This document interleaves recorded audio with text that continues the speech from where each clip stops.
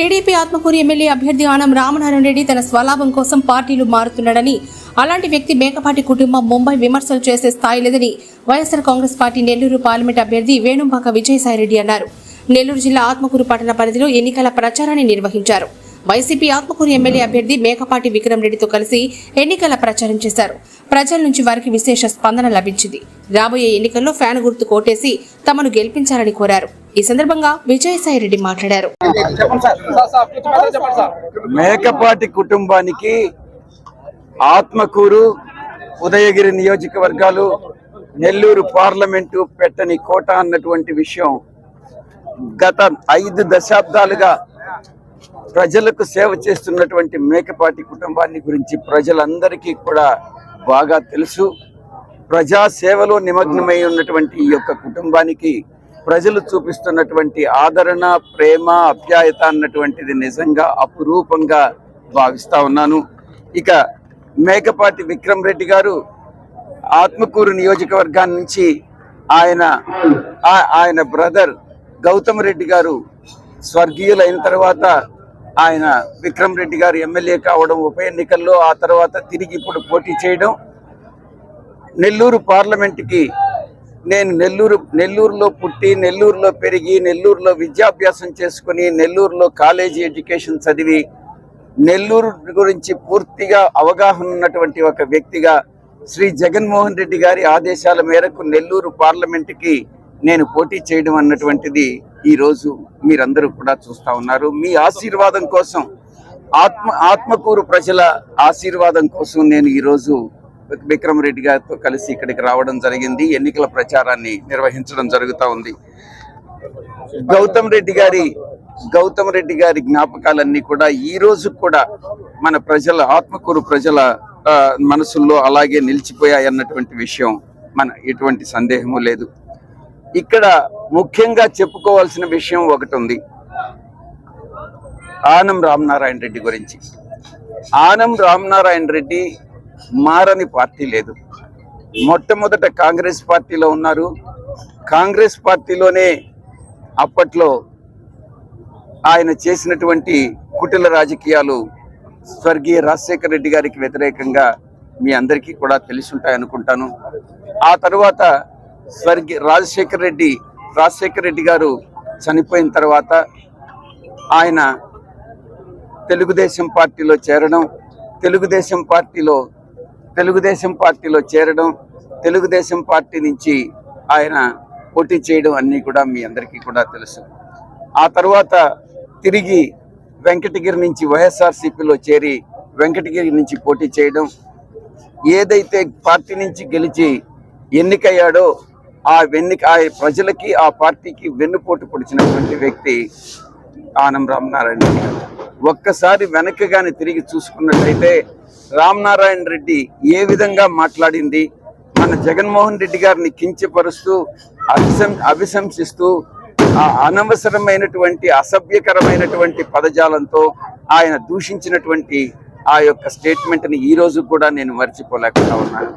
ఇటువంటి అవినీతికి పాల్పడేటటువంటి, కుటిల స్వభావం ఉన్నటువంటి, నిలకడ లేనటువంటి, గర్వంతో కూడినటువంటి ఇటువంటి రాజకీయ నాయకుల్ని ఆనం రామనారాయణ రెడ్డి లాంటి వాళ్ళని ప్రజలు వెలివేయాలి అన్నటువంటి విషయాన్ని నేను నిర్బంధంగా చెప్తా ఉన్నా.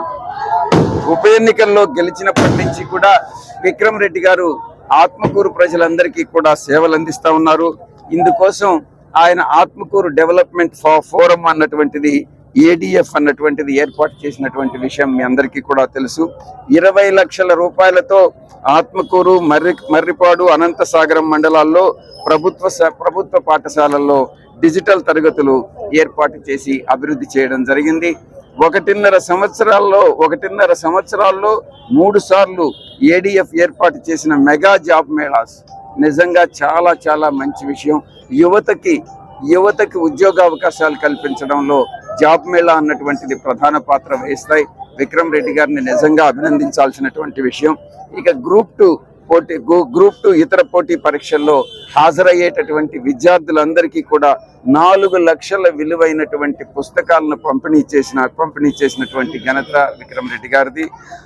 వర్క్ వర్స్ అనే ప్రఖ్యాత కంపెనీ ద్వారా 250 మందికి సాఫ్ట్ స్కిల్స్ లో శిక్షణ ఇప్పించినటువంటి ఘనత కూడా ఆయనకి దక్కుతుంది.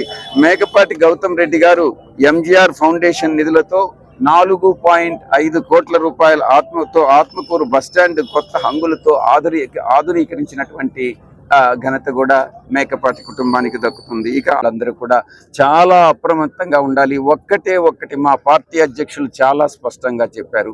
ఏకాభిప్రాయం లేకుండా ముస్లిం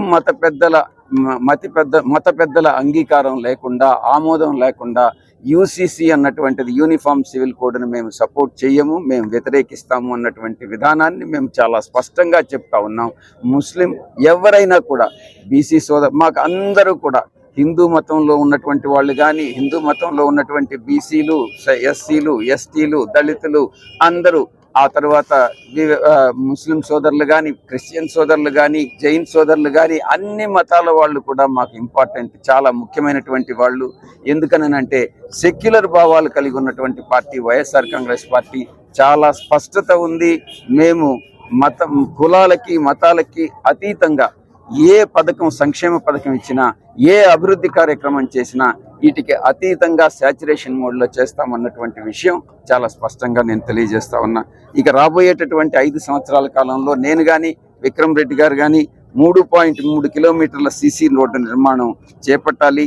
4.3 కిలోమీటర్ల రోడ్ల సీసీ డ్రైన్ నిర్మించాల్సి ఉంది ఆత్మకూరు పట్టణంలో. ఇక పట్టణంలో మిగతా ఒక సపరేట్గా ఒక మేనిఫెస్టోని మేము నెల్లూరు పార్లమెంట్ కోసంగా రిలీజ్ చేశాం. దాంట్లో చాలా స్పష్టంగా చెప్పడం జరిగింది. ఆత్మకూరు నియోజకవర్గానికి ఏం చేస్తాం, ఒక్కొక్క పార్లమెంటు పరిధిలో ఉన్నటువంటి ఒక్కొక్క అసెంబ్లీ నియోజకవర్గానికి ఏమేమి హామీలు ఇస్తున్నాం, ఏ కార్యక్రమాలు చేపడతాం అన్నటువంటిది చాలా స్పష్టంగా చెప్పబడింది.